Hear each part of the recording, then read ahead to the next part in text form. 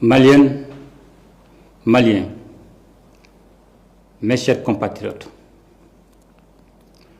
je m'adresse à vous en ce moment d'extrême gravité que traverse notre pays suite à des attaques terroristes survenues le 25 avril 2026.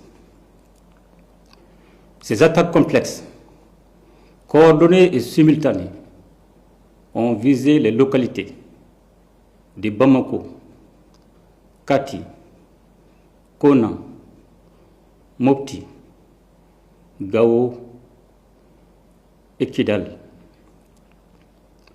Grâce à la promptitude et au professionnalisme des forces armées et de sécurité, un violent coup d'arrêt a été donné aux assaillants, dont l'objectif était d'installer un climat de violence généralisée dans les localités concernées.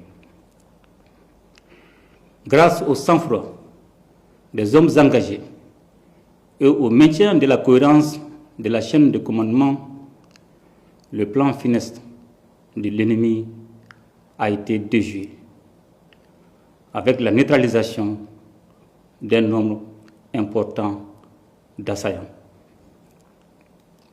À l'heure où je vous parle, le dispositif est renforcé, la situation est maîtrisée et les opérations de ratissage, de recherche, d'exploitation du renseignement et de sécurisation se poursuivent. Maliennes, Maliens,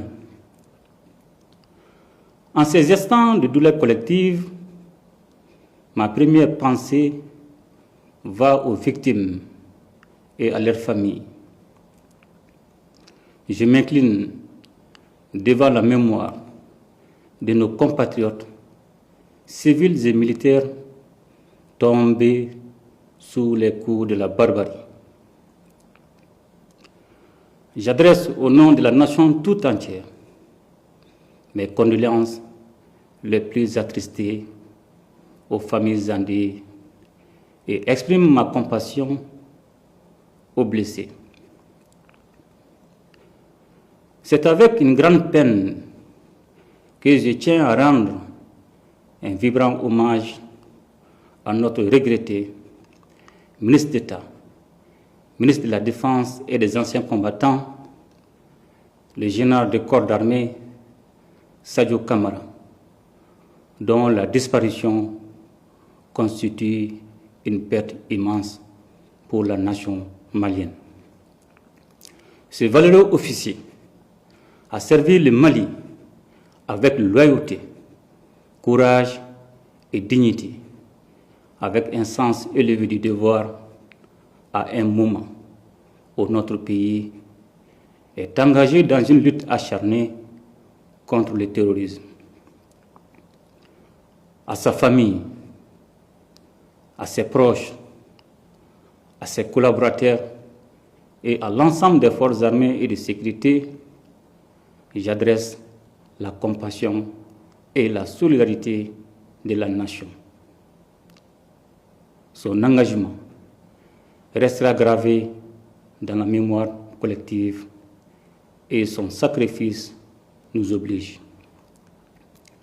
Qu'Allah lui accorde sa grâce infinie. Mes chers compatriotes, ces attaques ne sont pas des faits isolés, elles s'inscrivent dans un vaste plan de déstabilisation conçu et exécuté par les groupes armés terroristes et les sponsors internes et externes qui leur fournissent du renseignement et des moyens logistiques. C'est le lieu de raffirmer la ferme volonté du Mali de maintenir le cap de sa refondation. Notre peuple a fait un choix, celui de la souveraineté et de la dignité qui symbolise la prise en main de son destin. Ce choix est l'expression d'une volonté nationale affirmée et assumée. Il a un prix et nous en sommes conscients. Bien que dur par sa nature, ce choix est le seul chemin qui vaille si nous voulons offrir à nos enfants un avenir libre, juste et prospère. Maliennes, Maliens, les épreuves que nous traversons en ces temps difficiles ne sont en réalité que des embûches sur la voie noble qui mène à la prospérité. Nous devons garder à l'esprit que c'est dans l'épreuve qu'une nation doit conforter sa cohésion et son unité. Un sursaut national est aujourd'hui indispensable et nous devons tous, comme un seul homme, nous ériger contre la division et la fracture sociale. Mes chers compatriotes, c'est plus que jamais le moment de faire confiance à vos forces armées et de sécurité engagées dans une lutte complexe contre le terrorisme. Les opérations se poursuivront jusqu'à la neutralisation complète des groupes impliqués et le rétablissement durable de la sécurité sur l'ensemble du territoire national. Je demande également à chaque citoyen, dans chaque quartier, dans chaque fraction et dans chaque village, de faire preuve de vigilance et de responsabilité, appuyer nos services en transmettant par les canaux officiels toute information utile au renseignement et à la prévention. C'est pourquoi je vous exhorte aussi à ne pas céder aux rumeurs, aux messages d'affolement ni aux manipulations. Par ces temps qui courent, la désinformation peut devenir une arme au service des terroristes. Le Mali a besoin de lucidité et non de panique. Je salue, en cette circonstance, la synergie d'action au sein de la Confédération des États du Sahel, dont la force unifiée œuvre sans relâche à la pacification de notre espace. Je tiens également à reconnaître la qualité de la coopération avec nos partenaires stratégiques, notamment la Fédération de Russie. J'ai instruit le gouvernement de prendre toutes les mesures nécessaires pour renforcer l'assistance aux victimes, soutenir les familles endeuillées et accompagner les blessés. La solidarité nationale ne doit pas être un vain mot, elle doit être un geste, une présence, un soutien concret.